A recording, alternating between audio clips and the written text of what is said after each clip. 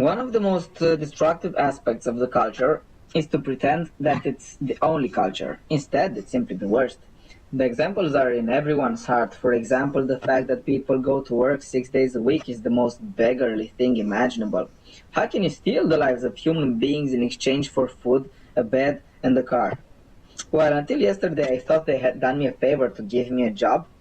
Now I think of these bastards who are stealing the only life I have, because I will not have another. I've got only this one. And they make me go to work 5 times, 6 days a week, and leave me a miserable day to do what? How do you build a life in one day? Then, for first, one should not put flowers on the window of which Cell is a prisoner of, because otherwise, even if one day the door will open, he will not want to go out.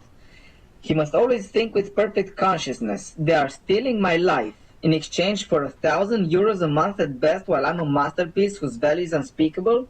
I do not understand why a painting by Van Gogh must be worth millions and a human being 2,000 euros per month, best case scenario.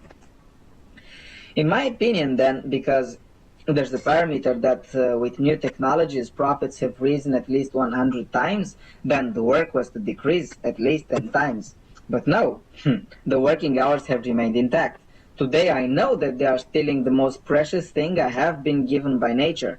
Think about the best thing that nature proposes, which is that of, let's say, making love.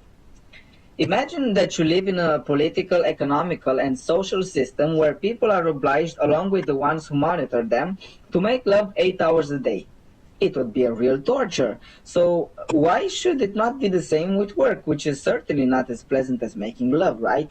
For example, the fact that people go to work 6 days a week. Of course, I've got the gun to the back of my head. I will do it because I'm asking myself, better to lick the floor or die. Better to lick the floor. But what's horrible in this culture is that licking the floor has even become an aspiration. Do you understand?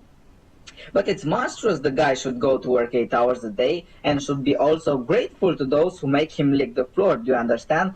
All this is objectively monstrous.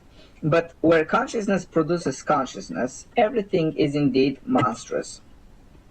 Oh well, yes, but now the situation is irreversible. Yes, you rightly make a speech in defense of those who oppress you, because it is typical of the slave, right? The true slave defends the master, he doesn't fight him, because the slave is not so much one who has the chain to the foot as one that is no longer able to imagine freedom.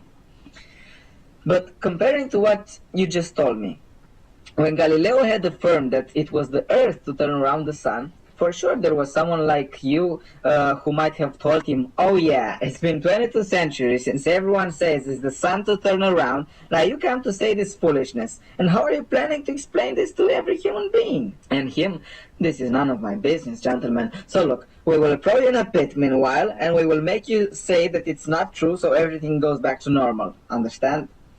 Why is all civilized world living in a benefit area? Because it is stealing 80% of the goods from the rest of the world. Therefore, it's not that we are living in a political system capable of giving us television, cars, etc. No, it's a political system that knows how to rob 80% from 3/4 of the world and give some comfort to 1/4 of the world, that is us. So gentlemen, either wake up or pretend to sleep, or you have to realize that you're all dead.